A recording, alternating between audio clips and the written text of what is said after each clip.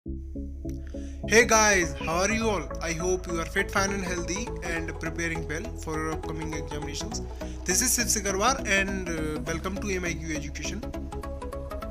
Today we will discuss photo of perpendicular and image of a point with in 10 second solution. This is first question. आज हम देखते हैं हमारा पहला question ये है find the image of a point 7, 14 and 5 to the plane 2x + 4y - z is equals to 2। तो हमें निकालना है सॉल्यूशन, निकालना है इसका क्या, पॉइंट इमेज पॉइंट निकालना है। तो कैसे निकाल पाएंगे? आप देख पा रहे होंगे ये वाले फिगर में, यहाँ जो ये फिगर दे रखा है, इस फिगर में क्या है कि पॉइंट ऊपर है, पॉइंट की इमेज नीचे दे रखी है, प्लेन, ये प्लेन है, इस प्लेन के नीचे क्या दे रखा है, पॉइंट की इमेज। तो वो इमेज निकालनी है हमें। तो इमेज कैसे निकाल पाएंगे हम? इमेज निकालने के लिए आपको सिंपल क्या करना है, ये फॉर्मूला अपनाना है। अगर आपको ये अल्फा बीटा गामा इमेज के पॉइंट्स मान लेने हैं, इमेज के कोऑर्डिनेट मान लेने हैं, और बस ये वाला फॉर्मूला अपना देना है मैं जो बता रहा हूँ। अल्फा माइनस जो पॉइंट दे रखा है, अब आपको कन्फ्यूजन होगी कि पॉइंट लेना है या फिर प्लेन की एक्स पॉइंट्स लेने हैं। तो सिंपल है, मैं एक बात बता देता हूँ, न्यूमरेटर अपॉन डेनोमिनेटर। तो न्यूमरेटर में यहाँ पॉइंट आता है, क्या आता है न्यूमरेटर में? पॉइंट। और डेनोमिनेटर में क्या आता है? प्लेन। क्या आता है? प्लेन। न्यूमरेटर डेनोमिनेटर याद रखना है आपको। न्यूमरेटर क्या है? पॉइंट, और नीचे क्या है? प्लेन। ऊपर पॉइंट, नीचे प्लेन। तो यहाँ पे पॉइंट लिखेंगे, अल्फा -7 आ गया, और बीटा -14 और गामा -5। तो माइनस करना है आपको अल्फा बीटा गामा में से तीनों। अब नीचे प्लेन लिखेंगे 2, 4 और -1। तो इधर क्या आता है? इक्वल्स टू के बाद वाली बात है ये, इक्वल्स टू के राइट हैंड साइड जो आता है वो वो लिखना सीख लीजिए, बस क्या करना है उसमें। तो -2 लगाना है आपको। इमेज के लिए क्या लगाना है? -2 से मल्टीप्लाई कर देना, किसका? इमेज और जो प्लेन और पॉइंट के जो कोऑर्डिनेट्स हैं उनको मल्टीप्लाई कर दो आपस में। 7 × 14, 14 4 जा 14 × 4 एंड 5 × -1, तो -5 हो गया। और पीछे क्या आ जाएगा? जो प्लेन का जो बचा है इक्वल्स टू के राइट साइड, उसे माइनस में कर दीजिए, तो -2। तो नीचे क्या आएगा? और डेनोमीटर में बस प्लेन, जो प्लेन दे रखा है उसके कोऑर्डिनेट्स का स्क्वायर आ जाएगा। तो आपके पास ये जो सॉल्यूशन है गाइस, ये बहुत सिंपल है। आपको लग रहा होगा इतना सॉल्व करना है या फिर वो करना है, इतना टाइम लगेगा। कुछ नहीं लगेगा, ये जो सॉल्यूशन आएगा ना बहुत सिंपल आएगा। आप जब सॉल्व करेंगे इसे तो बहुत सिंपल सॉल्यूशन होने वाला है। तो 21 से 3 बार कट जाएगा 63, तो आपके पास आंसर आएगा -6। इसे 3 × 6 -6 आ गया। तो आपको कोऑर्डिनेट निकालने हैं तो सिंपल इक्वल रख दिया, ये अल्फा -7/2 के इक्वल है -6। तो आपके पास अल्फा की वैल्यू आ जाएगी -5, बीटा की -10 एंड गामा की 11। तो ये 10 to 15 सेकेंड्स में हो जाएगा, मैं मानता हूँ। अगर सॉल्यूशन ऐसा ही आता है, वैसे तो पेपर में सॉल्यूशन ऐसा ही आता है, ऐसा ही करना होता है। तो आगे चलते हैं। अगर आपको फुट ऑफ परपेंडिकुलर निकालना है, एक ही क्वेश्चन दे रखा है, वहाँ फुट ऑफ परपेंडिकुलर भी पूछा है या इमेज ऑफ पॉइंट भी पूछा है, तो आपको इमेज निकालनी नहीं है, उसमें फुट ऑफ परपेंडिकुलर के लिए हाफ से मल्टीप्लाई कर देना है कोऑर्डिनेट्स में, जो कोऑर्डिनेट इमेज के कोऑर्डिनेट निकल के आए हैं उनमें, तो आ जाएगा आंसर। तो आगे चलते हैं। तो एक और क्वेश्चन है हमारा, find the image of a point 3, -2 and -1 in the plane 3x - y + 4z = 2। तो इस प्लेन में हमें क्या निकालना है? इस पॉइंट की इमेज निकालनी है। तो फिर से वही करना है, प्रोसीजर क्या है? अल्फा बीटा गामा को मान लीजिए इमेज। तो अल्फा माइनस पॉइंट्स ऊपर आएंगे, हमने कहा था पॉइंट्स ऊपर आएंगे और प्लेन नीचे आएगा, PL यानी। तो अल्फा -3 एंड बीटा +2, क्योंकि -2 है यहाँ, और ये -1 मत समझिएगा इसे, ये 1 है, मुझसे थोड़ा सा डैश लग गया ये गलती से।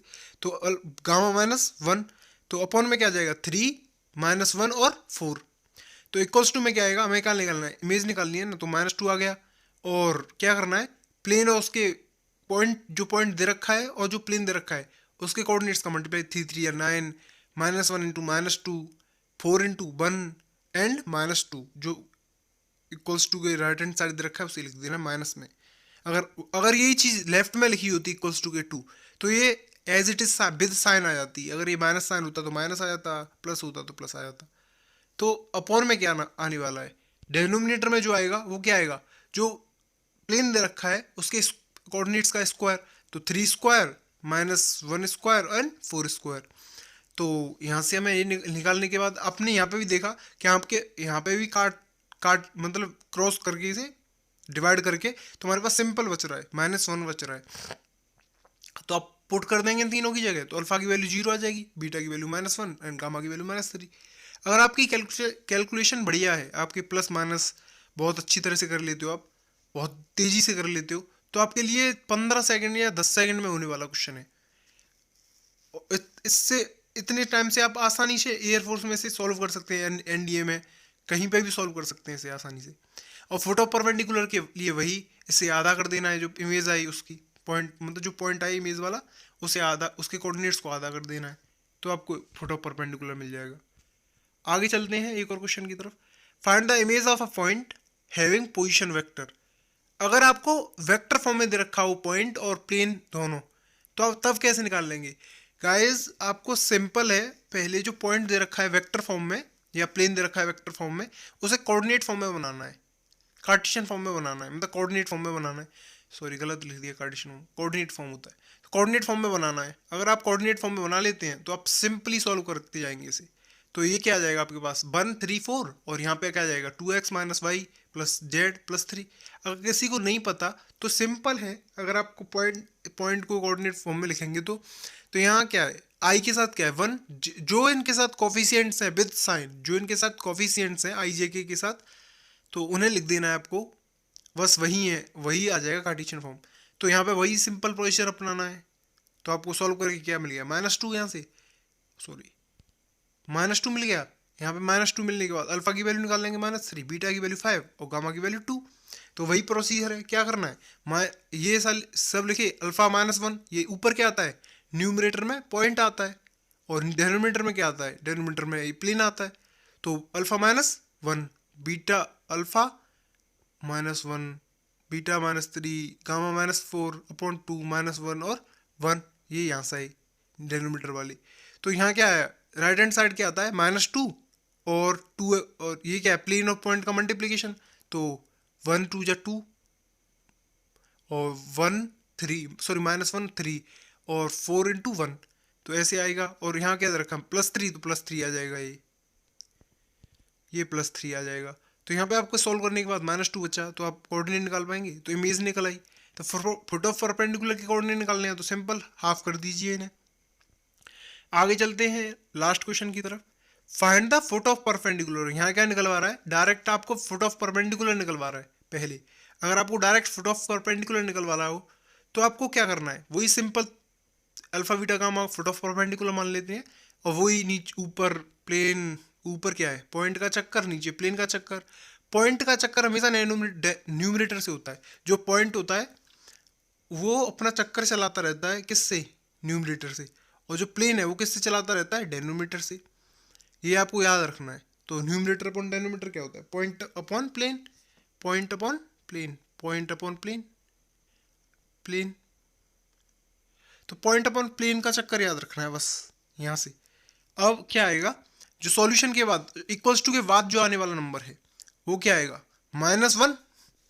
यहाँ -2 था, आप गौर करें पहले वाले क्वेश्चंस में तो -2 था, जैसे कि इसमें था -2, यहाँ था -2, तो यहाँ पे क्या आएगा -1। क्यों आएगा -1, हम उसके कोऑर्डिनेट्स को हाफ ही तो करते थे अगर आपको याद हो, तो यहाँ पे भी हम हाफ पहले ही करके चलेंगे, तो यहाँ पे हाफ कर दिया हमने, तो यहाँ -1 आ गया।